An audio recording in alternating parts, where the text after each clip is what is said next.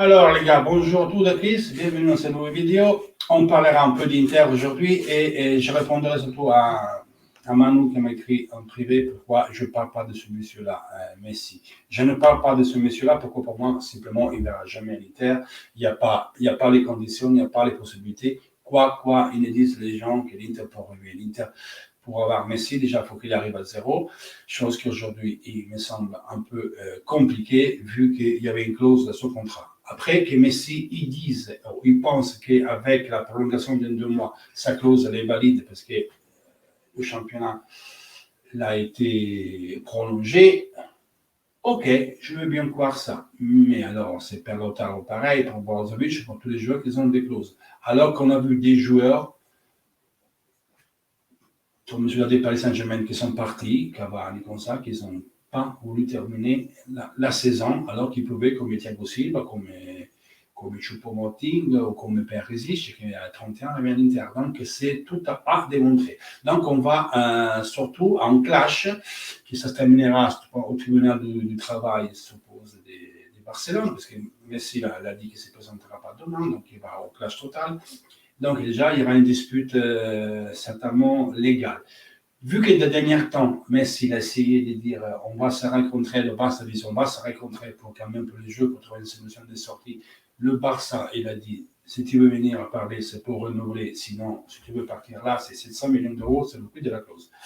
Donc, vous voyez que quand même Messi a tranché, il veut partir. Donc, il faudra il faut donner des débités à Barcelone, mais ce n'est pas un débité de 10, 20 millions d'euros. Hier, je vous disais que le directeur des Marca, du monde sportif, en tout cas à la presse très proche du Barça, il disait quand même de 200, 250 millions d'euros de débité. Ils disent que City a offert 100 millions plus 3 joueurs pour un valeur de 150 millions d'euros, dont Gabriel Jesus. Je ne sais pas, on verra.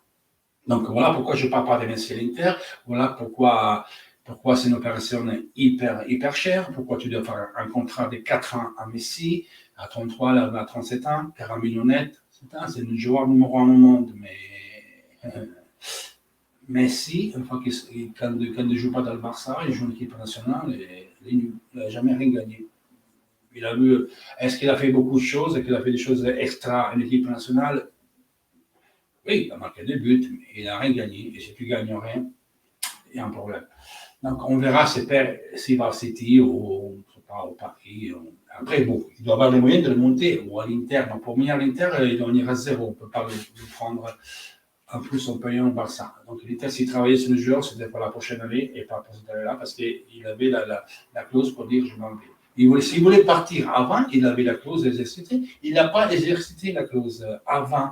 Hein, avant le mois de mai, au mois d'avril. Il pourrait, il ne l'a pas fait. Donc, ça menace un peu comme ça. En plus, oui, j'adore Messi, mais 33 ans, 4 ans, 40 millions d'euros. Quand je vois qu'il y a des gens qui râlent parce qu'il arrive Vidal, parce qu'il arrive Kolarov, on prend d'autres. Tu me diras, c'est le numéro 1 au monde.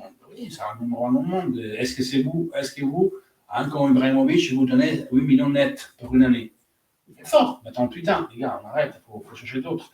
Donc, ok, on va chercher, on peut avoir aussi des joueurs expérimentés, mais Messi, à 33 ans, monter une taille de comme ça, c'est-à-dire dépenser ce côté-là, à total l'Inter, pour un contrat de 3 ans, 4 ans à ce qu'il y a Messi, ça fait 250, 300, voire 400 millions d'euros, ça va coûter.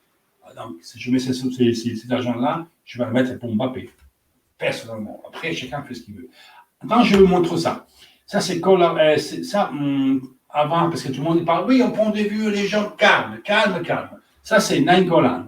À monte résidu. C'est-à-dire, ça nous coûte, c'est ce qui nous coûte, son amorti au bilan, plus son salaire, ça fait 17 millions d'euros. Le coût total au bilan des Nainggolan aujourd'hui pour l'Inter, c'est 36 millions d'euros. Joe Mario, l'amortement annuel, c'est 13 millions d'euros, plus le salaire, ça fait 10, ça fait 23. Perisic, 5, salaire 15. On part de lourd, hein, pas net, hein, le salaire lourd. Ça fait 20 millions.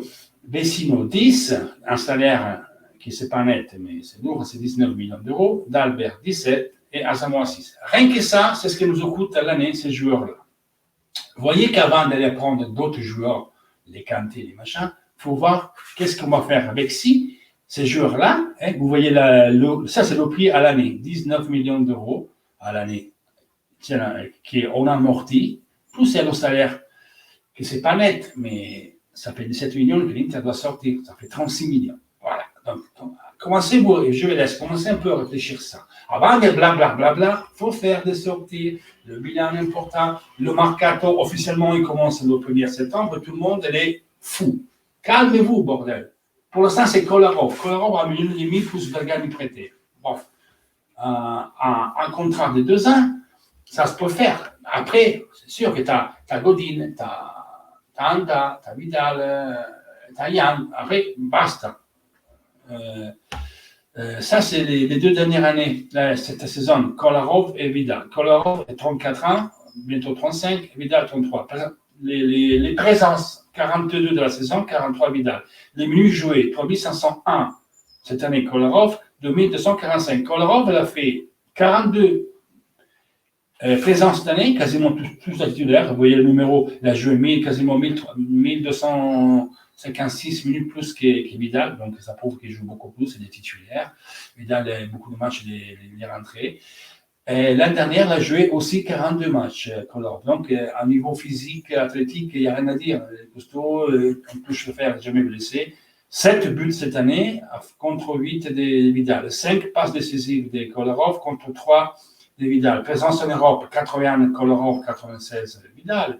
Les trophées gagnés, 20 Vidal, 8 Kolarov. Et le match joué avec l'équipe nationale, 90 Kolarov, 115 Vidal. 11 buts marqués avec l'équipe nationale, 28 de Vidal. Voilà. Après, les gars, si vraiment il arrive Kanté, Ndombele et il n'arrive pas à Tonali, mais tant pis. Si il arrive Kanté, je suis content, non? Et Tonali, on verra. Tonali, il est entre l'Inter et Milan. On va voir que Milan va faire un peu plus, mais il n'y a pas l'obligation, il a le droit. Donc, on calme. Il faut se calmer. Il ne faut pas croire à tous les cagardes que vous allez lire à chaque fois. C'est de prendre du recul. Lisez, faites-vous l'idée. Tiens, vous lisez, ça commence à partir en cacahuète. Et puis, c'était plus, quoi. On prend calme, elle n'est pas commencé. Le mercato, on va le juger le 5 octobre, le jour que ça se termine le mercato. Avant, restez calme, réfléchissez et arrêtez de casser les couilles. Arrêtez de casser les couilles, de gueuler. Vous faites confiance. Laissez faire. Putain, on est le 30 août, tout le monde gueule. Mais gueulez de quoi?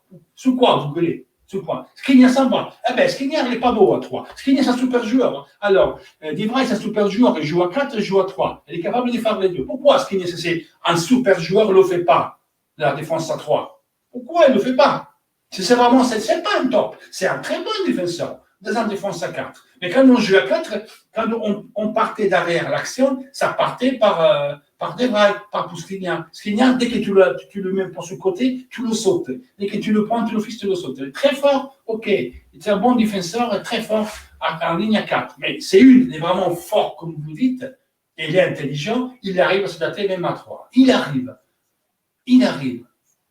Après, pourquoi Conte ne le met pas dans les 3, dans celui-là des milieux? Parce qu'il n'a pas la vision du jeu que peut avoir Devray. Devray est capable de faire répartir l'action, il avance d'un crâne et il commence une action. Là, il a du mal de le faire, Skriniar. Tant que Bastoni est titulaire, il le fait mieux, et Godin le fait mieux de lui. Je suis désolé. Donc, je suis désolé qu'il s'en va, parce que j'aime bien son garçon.